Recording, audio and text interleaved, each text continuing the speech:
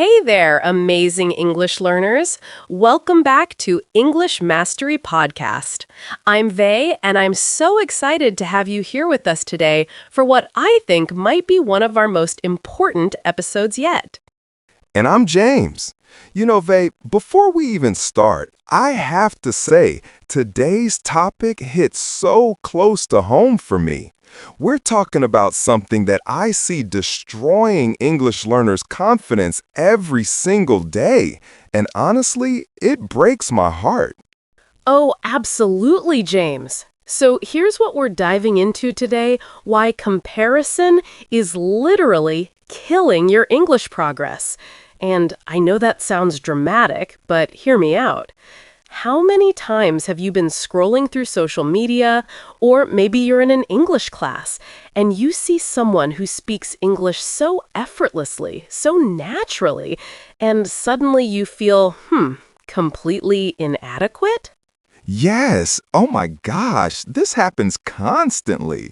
I remember when I was learning French, I would watch these YouTube videos of people who'd been learning for the same amount of time as me, but they sounded like they were born speaking French. And instead of feeling inspired, I felt terrible about myself. Like, what was wrong with me? Why couldn't I sound like that? Exactly. And that's the trap, isn't it? We see someone else's highlight reel and compare it to our behind-the-scenes struggle. But here's what's really crazy. Comparison doesn't just make us feel bad, it actually stops us from learning. When we're busy looking at what everyone else is doing, we're not focusing on our own journey, our own progress, our own unique path. Ah, that's such a perfect way to put it. Highlight reel versus behind the scenes. You know what? Let me share a quick story with our listeners. I once had a student named Sarah who was absolutely brilliant at English grammar. Like she could explain complex tenses better than some native speakers.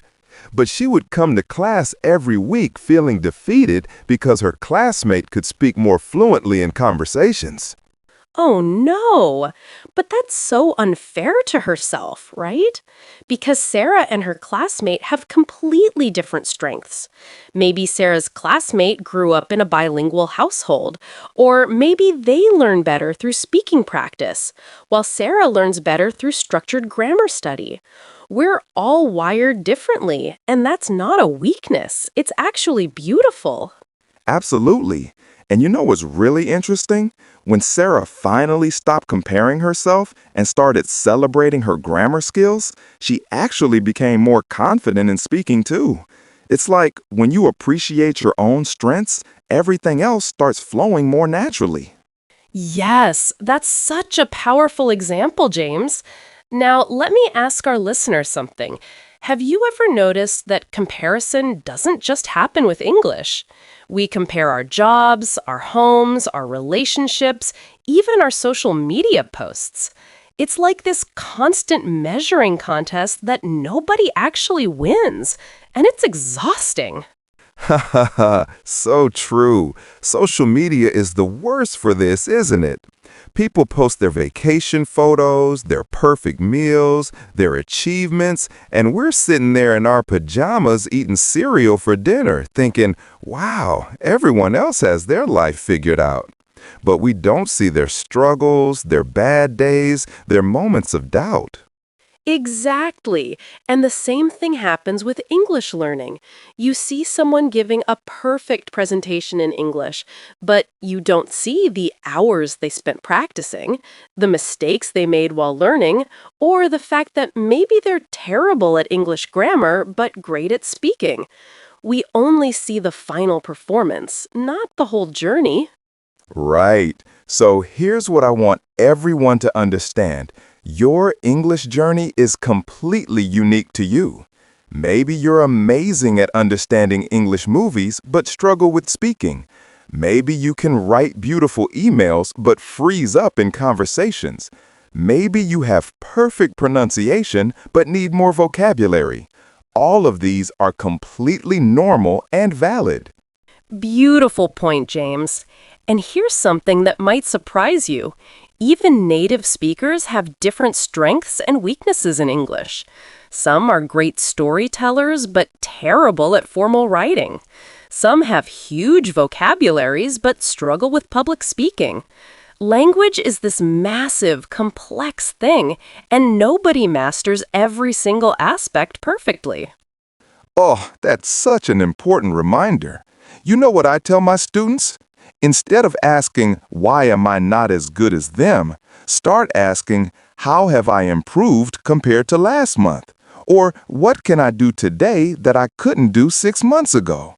That shift in perspective is absolutely game-changing. Yes. Let me give you a practical example. Maybe 6 months ago, you could only understand English if people spoke really slowly. But now you can follow conversations at normal speed, even if you don't catch every single word. That's incredible progress. But if you're too busy comparing yourself to someone who understands 100% of everything, you miss celebrating that amazing achievement. Perfect example, Vey. And you know what else I love about focusing on your own progress? It makes learning so much more enjoyable. Instead of feeling stressed and competitive, you start feeling curious and excited about what you'll discover next. Learning becomes an adventure instead of a competition. Absolutely. Now, let's get practical here. What can you actually do when you catch yourself comparing? First, pause and take a deep breath. Then ask yourself, what can I learn from this person instead of why am I not like this person? Turn comparison into inspiration and curiosity rather than self-criticism. Oh, I love that reframe. And here's another strategy. Keep a progress journal. Write down one small thing you learned or improved each day. Maybe you understood a new idiom. Maybe you had a conversation with the cashier. Maybe you watched a YouTube video without subtitles. These tiny wins add up to massive progress over time. Yes, and celebrate those wins, no matter how small they seem. Did you successfully order coffee in English without pointing at the menu? That's amazing. Did you understand a joke in an English movie? Incredible. These moments deserve recognition and celebration, not dismissal because you're not perfect yet. Exactly. And here's something else to remember. The people you're comparing yourself to, they probably compare themselves to someone else too. It's this endless cycle where nobody ever feels good enough. But when you step out of that cycle and focus on your own journey, you find peace and actually start progressing faster. So true, James. You know what? I want to share a powerful mindset shift that changed everything for me. Instead of thinking, I'm not good at English, try thinking, I'm not good at English yet. That little word yet changes everything. It acknowledges where you are now while keeping the door open for growth and improvement. Oh, I love the power of yet. And here's another one. Instead of, they're so much better than me, try, they inspire me to keep learning. Same situation, completely different emotional response. One makes you feel defeated, the other makes you feel motivated. Perfect. Now, before we wrap up, I want everyone listening to try this exercise. Think about your English from 1 year ago. What couldn't you do then that you can do now? Maybe you can now have phone conversations, read English news articles, or understand English podcasts like this one. Take a moment to really appreciate how far you've come. That's such a beautiful exercise, Vey. And you know what? If you're listening to this podcast right now, in English, understanding our conversation, that itself is proof of your incredible progress. Some learners dream of being able to follow a 30-minute English conversation, and here you are doing exactly that. Absolutely. So remember, your English journey is not a race against others. It's a personal adventure of growth, discovery, and connection. Every mistake you make is data for improvement. Every small victory is worth celebrating. Every day you practice, you're getting stronger, even if you can't see it immediately. Beautifully said. So let's make a commitment right here, right now. No more comparing your chapter 1 to someone else's chapter 20. No more feeling inadequate because someone else seems more advanced. Your journey is valid, your progress is real, and your effort is admirable. Yes, and to everyone listening, you are exactly where you need to be right now. Trust the process, celebrate your progress, and keep moving forward one step at a time. You're doing better than you think, and we believe in you completely. Absolutely. If this episode resonated with you and helped shift your perspective, please give it a thumbs up and subscribe to English Mastery Podcast. Share it with any English learners who might need this reminder that their journey is valuable and unique. And we'd love to hear from you in the comments. Tell us about a recent English achievement you're proud of, no matter how small it might seem.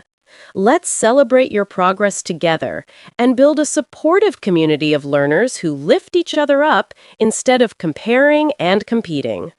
This is James and Vey from English Mastery Podcast, reminding you that your English journey is beautiful, your progress is real, and comparison truly is the thief of joy. Keep learning, keep growing, and most importantly, keep being proud of how far you've already come. Until next time, happy learning, everyone!